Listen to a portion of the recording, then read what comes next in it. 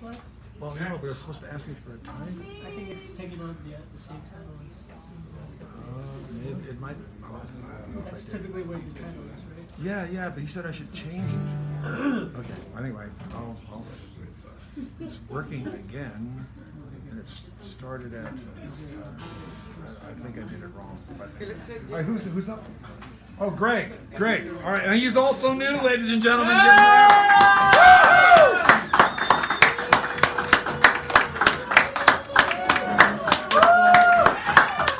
All right, so let me,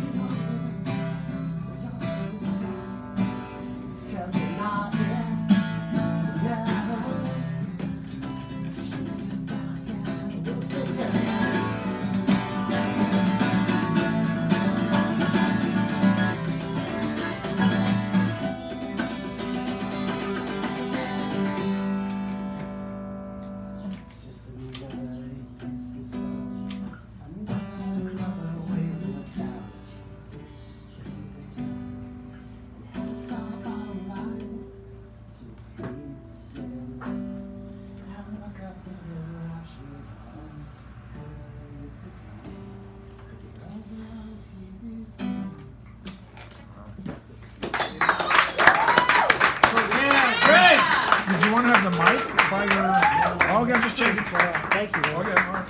Should I do another one? It's kind of rambling. It's got like a minute-ish Yeah, plus, I'll say so. something.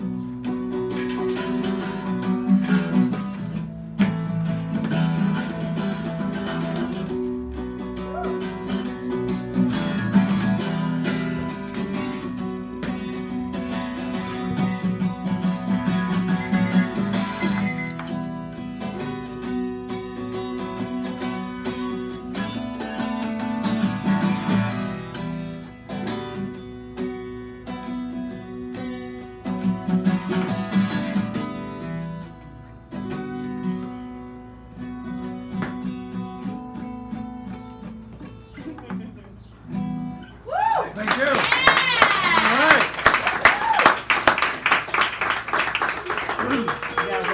Ron, who is also a new person. Come on, let's hear it for these new people. Come on. New people. New people got no. Never mind. I'm going to stop that right now because it'll only go in a bad direction. Actually. All right. So, where are you from? The Tenderloin. Oh, wait a minute. Something happened to. Oh, plug the plug in back there. No, Tenderloin. Okay, let me just Tenderloin Heights. tap it. Just tap it. Yeah, and just get really close to it because it won't pick you up right away. Keep stepping on me all Yeah. Yeah. Hello. There you go. Now we're talking. So, All right.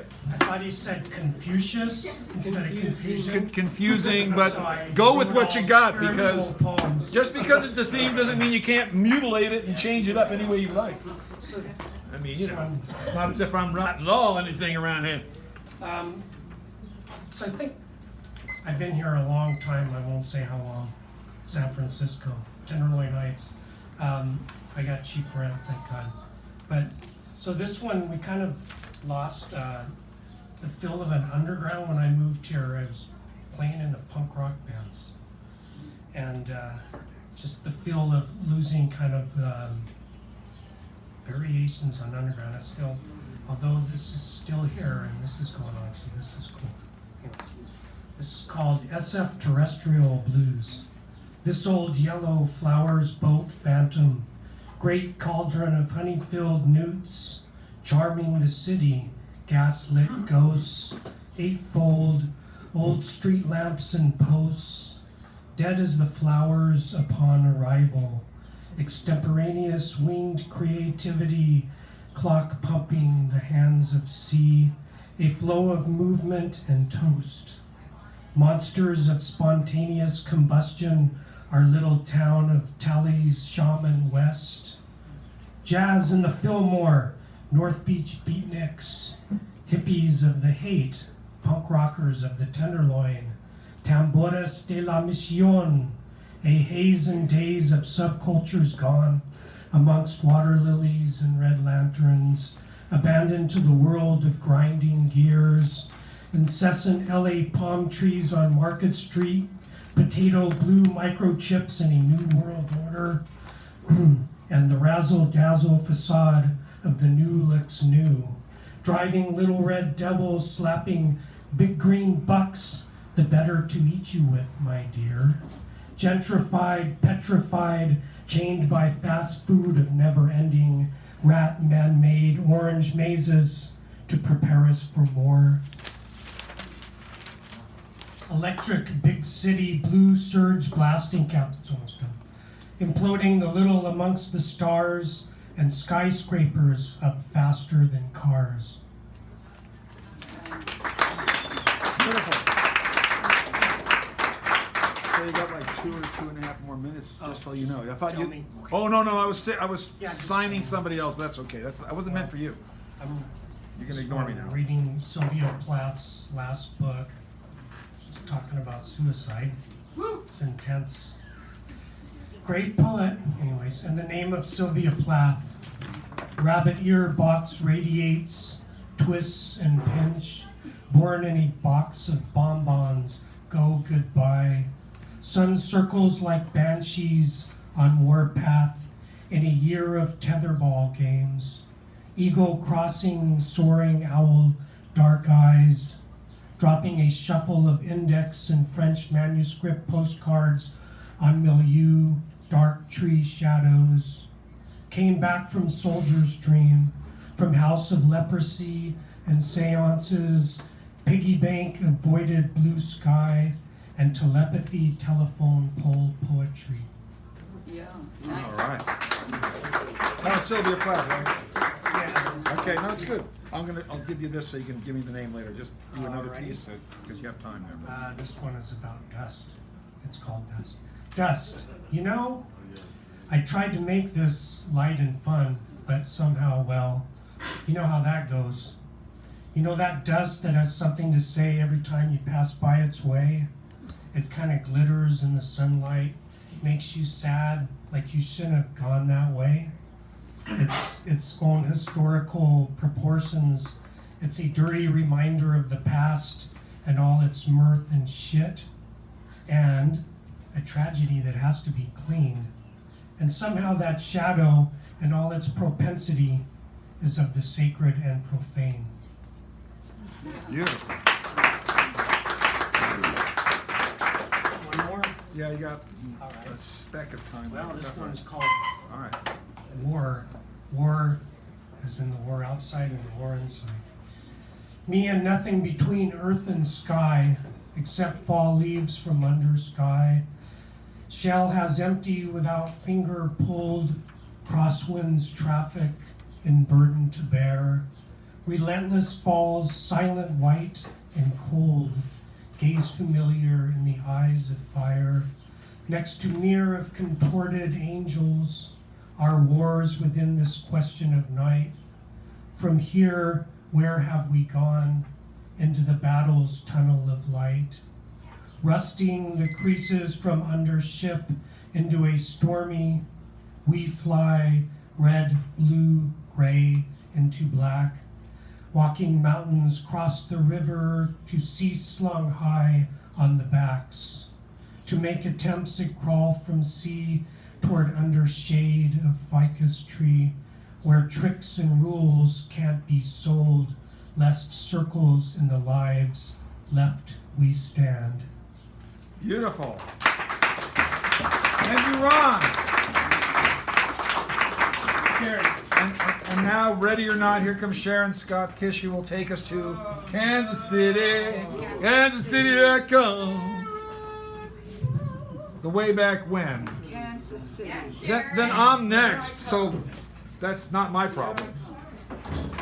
Oh, no, not Miss Sharon. Not Sharon. Not Sharon. Marjorie Sharon Scott Kish. Sharon Scott. Of the Kansas City Kishes. A person is a person because he recognizes others as persons. Archbishop Desmond Tutu.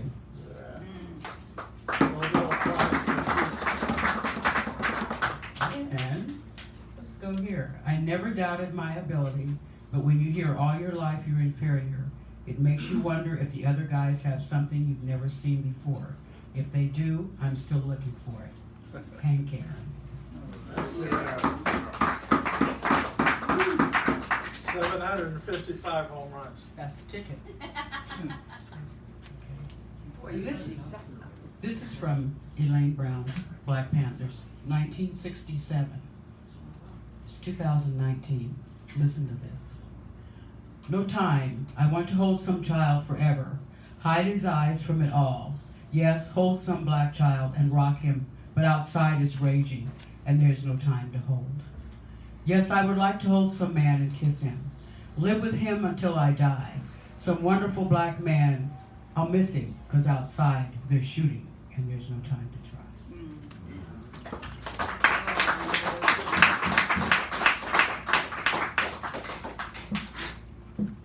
So, here we go. 40s, creepy crawly. Small town characters. Usually no one cares about the little odd things a person does in a small town. Most people have known each other for a long time. Most of them all of their lives. Cities can be the same when it comes to neighborhoods. Some shades are up, some shades are down. Things become routine to each person. Some do the same thing at the same time each day. You could set your clock by them. Routine changes. Nothing. A phone call made. Is something wrong there? Okay. Here we go. Grocery stores. They know your habits too. When you shop for foods, they know where you ate, they know when you were paid, they know when you would pay them. If you had company, your menu changed. Grocers also knew what foods you would avoid. Some people ate the same foods each week. Monday, meatloaf. Tuesday, leftovers. Wednesdays, potatoes and steak. Friday, fish. Some never changed. Some families, it was roast beef every Sunday. Or in some places, it was chicken, which they called gospel bird. Fish markets were always a place of wonderment and disgust to the children. Tanks bubbling, fish looking like monsters, nothing like the pet ones they kept in their little bowls on the mantles. Whiskers, big, big fins, and ooh, thick skin. Fun to watch the little ones at the pet store, but not at the fish store. Uncle Buster's distant cousin Roscoe lived on the East Coast. His visits were always welcome. Lots of stories, and he always bought something special. He was always an adventurer when he came. Lots of the things he would bring were unusual for the Midwest. He would pack up a large number 10 tub, and off he would drive. The foods were so exotic, and for hours on end, his wife Betty and their dog Jake would occupy the kitchen, garage, and backyard, preparing a feast, or what at least the adults thought so. Meat cleavers, saws, knives, seaweed, dry ice, number 10 buckets of ice, rock salt, fresh cream, oh my goodness, hickory chips, applewood, bowls of salads, yeast breads rising rapidly in covered bowls, molded salads set in the refrigerator. Ugh. Newspapers spread all over the floor and outdoors on the tables. Each person had a special way of preparing a dish. Kids usually watched with amazement. No steps could be left out. Each dish had an essential step. If the step was overlooked, certain failure. Now, occasionally, the women would disagree, but usually it was all went well and was over in a little bit of time. No chore too small or too big. Little hands were usually around for small tasks: trash, coring apples, kneading bread when your hands were clean, emptying trash, and crushing ice, pitting fruits, fish, ugh. But clams, lobster, crabs, now that's something to behold. Such alien-looking creatures. How do you tackle these things? Alligators, well, we know how you do that. They're already skinned, so you just start chopping. But these crawling things on ice, crawdaddies aren't that puzzling, nor a shrimp, but these big, different lobsters. The women were out in droves. They were trying to get the kids out of the way. Some are scared, some just giggle. They touch these living creatures. You are not supposed to touch them without an adult around. Well, of course they did. Creatures are in the house or in the garage, backyard. They descend, the kids descend on the house. How can we help? A small tour of any is given. Nothing left alone. But the fun begins. People are in the yard. People are in the house. The music's going. They're having cocktails. They're having highballs. They're dancing. And the kids are in the kitchen. And they're looking at those tubs, and they want to know, how do you touch those things? Can you play with them? Well, they grabbed a few. Not too successful. Dropped them on the floor. Okay, the cocktails are still pouring, and the kids are still trying to figure out what to do with those lobsters. So, one has a great idea. Just grab it. Well, that's not too successful because Reggie is screaming on the floor. Now he's standing up. He's lying in the number 10 tub of ice, and some man has to come over and pull him out. Well, they get everything fixed, they get everything cleaned up, and it's time to cook. I heard they scream when you put them in the water. Oh, stop it. So they put them in the water, and the kids are all eyes.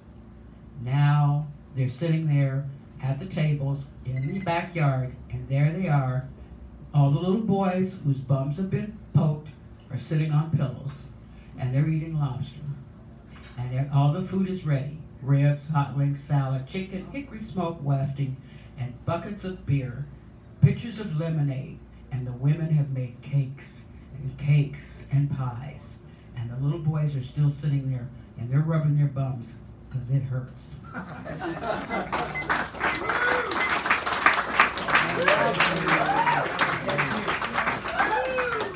Can you just frame me Dan up? Brady. That's me now. Thank you. I did that in practice. Don't do this at home, I'm a professional. Is it? Oh, there we go. Amaze us, Dan. All right. So last week we had the theme of superheroes, but I forgot to bring this home. And I'm glad I did because this is not the kind of, well, you'll see. And then the second one, it's in the oh my God category. It's new, so it's not really done today. So this is called School Daze, spelled D-A-Z-E. Okay, got it? School Daze.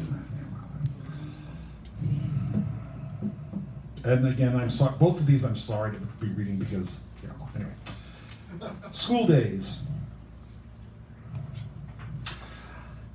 How do you tell 7-year-olds what to do with a world they can see as clearly as you can?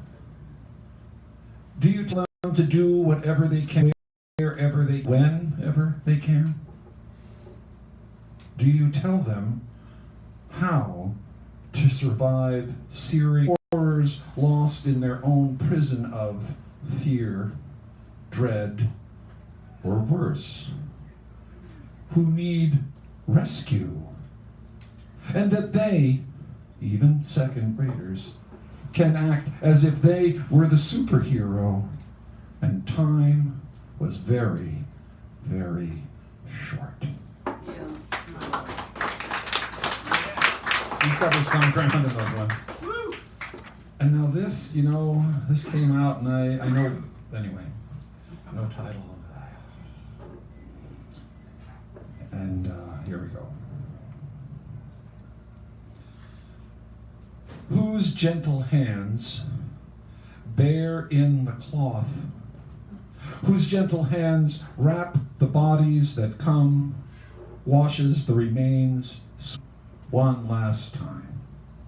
A blessing of ablution in silent presence, whose tears trickle now and again at the hair or faces or eyes familiar to them, whose lips murmur, and who lays the corpse out for view, the face set in profound sleep.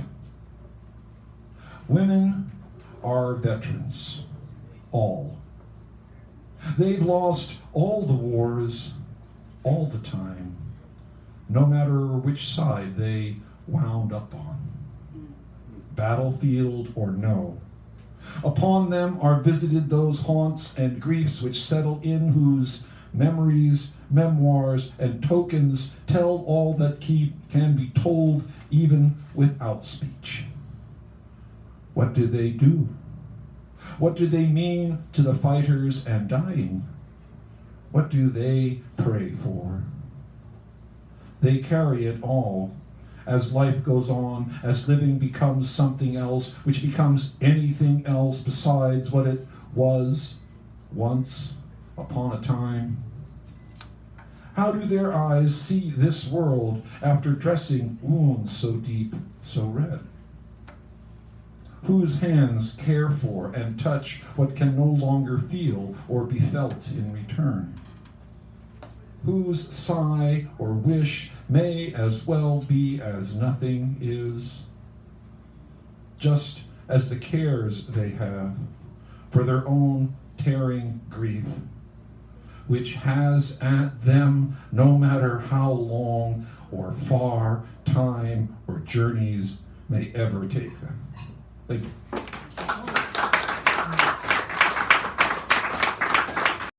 All right, and now don't we have David Erdreich? Give him a round, come on. This guy hasn't been up here for 1,000,005 years. No, 10 years, something like that. David Erdreich. Erdmann. This one's titled Highway Rob. It's on the theme. All right. Shorty. Highway Rob. Confusion dissolves with confession and arrives as a lesson. For you.